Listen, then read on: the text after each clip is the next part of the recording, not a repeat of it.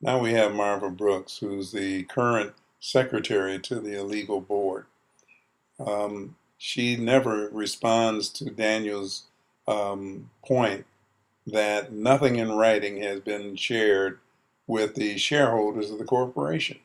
How can they be expected to make informed decisions when there's nothing in writing available? I'm the secretary to the president of the board. My name is Marva Brooks. I've been living in King Garvey for 33 years. I've seen King Garvey start at the very beginning to where they are now. I would not sit here and insult redevelopment for failing any complex or any development that they have done. I will not insult you in that way. It probably should take $60 million to renovate King Garvey to get it where it really needs to be. But there's some avenues that we're going to take that's going to eliminate maybe some of the $40 million. Also, if you would come to meetings, you would get all the information that you spoke about here. Also, if you would read your email, maybe answer your phones, you would get to know when the board meetings are. People are notified. We put flyers out. We put them all over. We blanket the woodwork with it, and they tear them down. This is Abe Landry. He's the father of Daniel Landry. And of course, he's on the other side of the issue.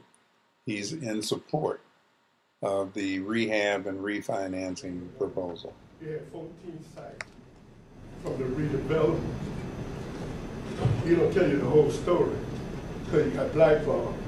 If you want to stop lying, please. I'm not coming to fight you, but you're not telling me.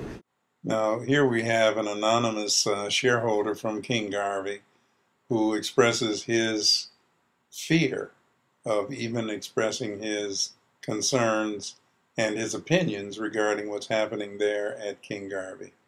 He's one of the many people who are fearful of speaking up one way or the other about this. But I just wanted the tenants here and others who are afraid to go over there at the meetings because if you don't go along with these members on the board, you are virtually kicked out.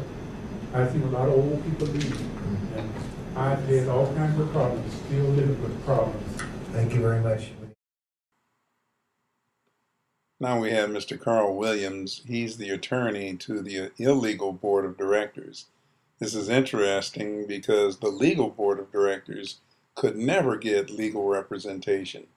The agent or property manager of King Garvey would never allow them to have an attorney. But now that we're at the end game, when the land grab is in full bloom, the agent has relinquished funds to hire Carl Williams to come forward and testify that the illegal board of directors was elected legally. And yet, as you'll see in the post after his testimony, that's not true. That write-in votes were not allowed at the election of this illegal board. And how are people who are disabled or handicapped or who are away from out of town supposed to vote on issues like this when write-in votes are not counted? We took the proposed development agreement between the board and the lady to the shareholders in 2007, and over a 2-day period of time, the shareholders went to the polls and they voted in a majority vote to go along with the development plan from Related and Company. Everything that has been done by this board with respect to this development plan has been done in a properly and duly noticed board meeting and where appropriate shareholders meeting. Every meeting has been open to the public.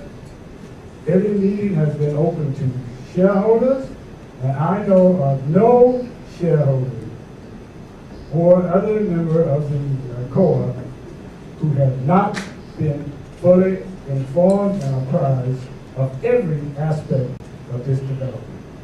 We are not finished. There's work left to be done. The relocation plan and those other things are still in the works. The relocation plan will have to be approved by the board of directors. And when that is ready for the board of directors to act on, we will do it through the normal process of noticing a meeting, having it on the agenda, and allowing shareholders and others to come and comment on that. This has been a completely open and above board process. Thank you very much. So now we're at the end of the meeting and the hearing before the Board of Commissioners. Pretend for a moment that you're sitting on this board and you've heard two sides of the story. Notice the deliberations between these people raise no serious issues about the honesty or the transparency or the lack of documentation issues that have been raised. This is a done deal. The rehab program is going to go through no matter what anybody says. I'd like to move this second this time, but I'd like to get myself clarified a little bit. What I see here is a building that is in deep disrepair. It's been in deep disrepair for a long, long time. And the impact has been felt by all residents in this building. Correct? I'm looking at Executive Director Blackwell. I understand that if there's not compliance to improve this building, then HUD will suspend, will no longer recognize the validity of this building and suspend funding to this building that will give it any chance of sustaining itself for the future. Therefore, if this action is not taken, this building is almost guaranteed to fall into further disrepair, further blight, and be a micro redevelopment area. Alternative plan. You have your opportunity to speak. And so, and what I hear is that there is a board which has been legally formed. I hear that this board has met on a regular basis, and has made every attempt to proceed in a legitimate and legal fashion, and move this project forward to prevent it from falling into further disrepair and blight, which would lead me to, after reading all the information, want to second the motion and move forward on this activity. Can you provide some commentary on that, however? Sure. I will provide a little bit. There are a few things that are very, very clear from the HUD perspective, and there's not a lot of confusion around that all. I've been in several meetings with the representatives of HUD as well as with Supervisor Bergarini, Office of the Mayor's staff, as well as Speaker Pelosi's staff. HUD's point over and over again is that they will abate the project-based Section 8 for this building for health and safety reasons. They have been poised to do this for some time now.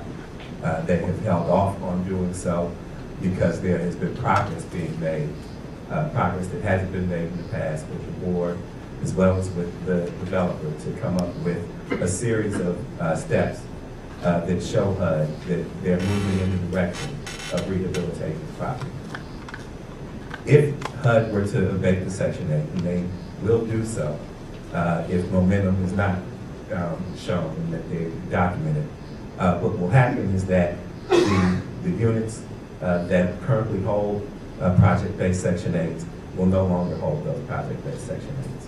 That means that the people who currently live in those units will probably be given Section 8 vouchers, which means that the large majority of those folks will have homes, but not like here in San Francisco. And so that's your worst case scenario. That's just from the perspective of the folks living in the building.